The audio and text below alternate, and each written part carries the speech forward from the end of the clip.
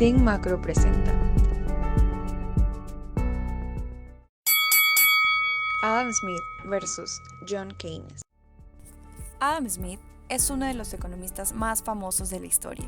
En sus teorías económicas combina historia, filosofía, desarrollo económico, psicología y ética.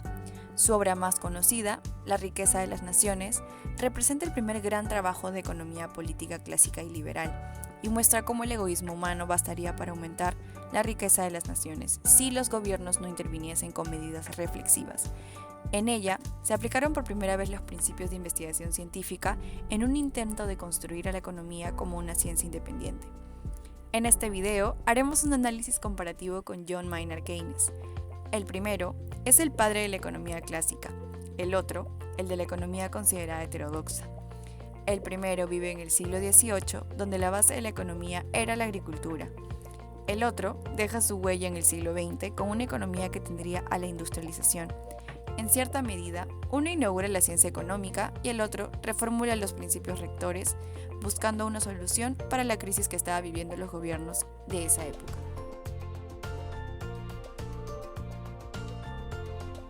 Hola, soy Adam Smith. Para mí, el desempleo se da por el interés de los trabajadores a exigir un salario mayor al del equilibrio. Para que este salario mayor esté dentro del equilibrio, los empleadores deben reducir su equipo de trabajo o reducir la demanda de mano de obra. En pocas palabras, el empleo está determinado por la variación de los salarios, ya que, para mí y mis compañeros clásicos, no existe desempleo involuntario, porque un ajuste en los salarios asegura que los desempleados encontrarán otro empleo. Hola, soy John Maynard Keynes. Para mí el desempleo se debe al nivel insuficiente de la demanda agregada, y por tanto el desempleo será involuntario. Esto significa que las personas están dispuestas a trabajar al salario nominal corriente si se les diera la oportunidad, sin embargo, estas no la tienen. En mi teoría general del empleo, el interés y el dinero, explico que la variable fundamental que mueve la economía es la demanda agregada, o global, la cual se forma por los bienes de consumo de las familias, la inversión de las empresas, el gasto público y las exportaciones menos las importaciones. Si se controla correctamente esta demanda, se puede enfrentar la inflación y el desempleo. Para solucionar el desempleo se debe estimular todas las variables de esta fórmula: bajar los impuestos, bajar los intereses para las empresas, aumentar el gasto público y disminuir el tipo de cambio de moneda para aumentar las exportaciones.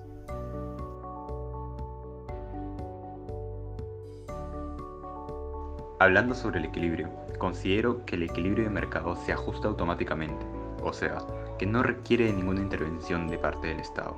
Este proceso es conocido como laissez-faire, o deja ser, tomando los ciclos económicos como naturales. Pero este proceso también se diferencia en el trabajo individual de la oferta agregada y la demanda agregada, donde uno se encarga de determinar los niveles de producción y el otro de determinar los precios, respectivamente.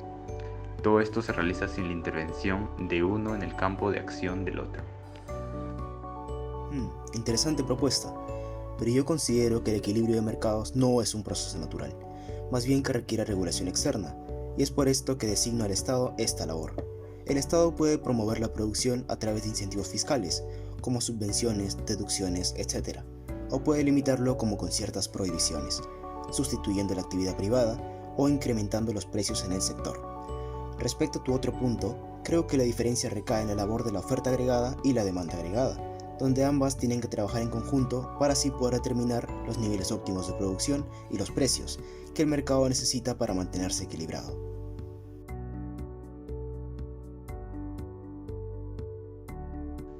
Recuerdo que a comienzos de la década de los años 1920, Estados Unidos sufrió varias recesiones. Sin embargo, lograba recuperarse.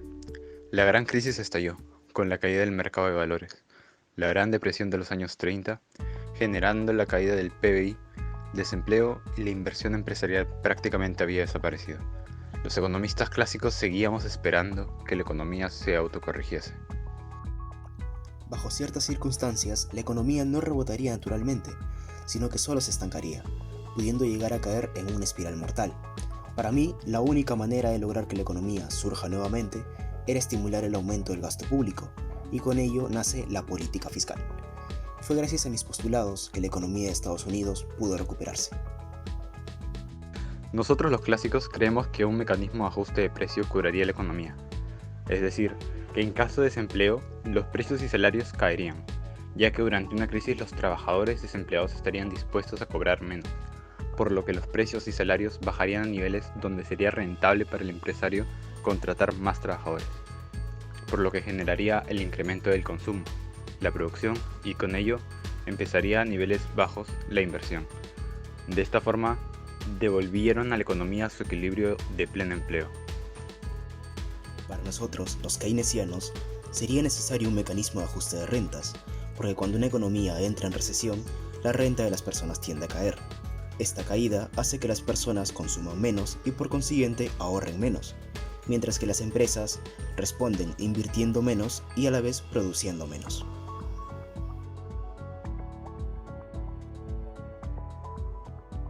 Para mí la política fiscal no es para nada útil, ya que la economía se encuentra siempre en una situación de pleno empleo, por lo que esta medida al final solo genera una subida de precios. De la misma manera, la política monetaria es ineficaz, debido a que las variaciones en la oferta monetaria solo afectan al nivel de precios, sin tener efecto en las variables reales. Con esto concluyo que ambas políticas son ineficaces dentro de la economía.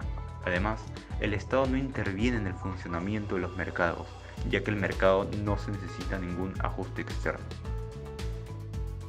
Yo defiendo la postura de la intervención del gobierno en el mercado, ya que ayuda en la estabilización de la economía, y por ello creo necesario el uso de estas dos políticas, ya que proponen variaciones en el gasto gubernamental, en los impuestos y también se dan cambios en la oferta monetaria. Cuando aplicamos la política fiscal, ya sea incrementando el gasto del gobierno o reduciendo los impuestos, se incrementa el nivel de ingreso de equilibrio. De esta manera se alcanza lo deseado. Por otro lado, la política monetaria mantiene la estabilidad de los precios.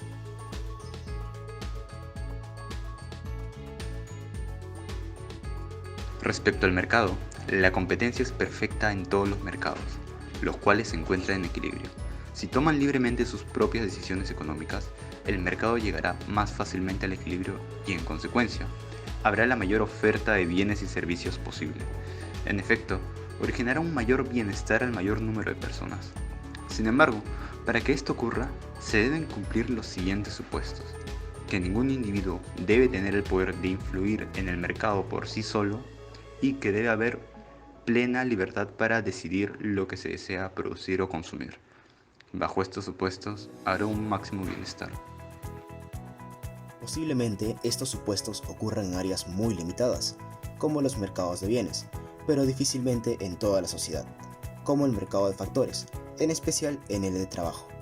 Por tal motivo se producen los ciclos económicos, en los que hay etapas de bienestar, pero también de crisis. Así pues, es necesario que las autoridades intervengan en los mercados para estimular la demanda agregada, el cual viene a ser el gasto de los hogares, las empresas y el gobierno. Todo esto en épocas de crisis y para ayudar a la economía a recuperarse más rápido y evitar el desempleo, ya que es el motor más importante de la economía. En otras palabras, estabilizar la economía, moderar los auges y las caídas de la actividad económica.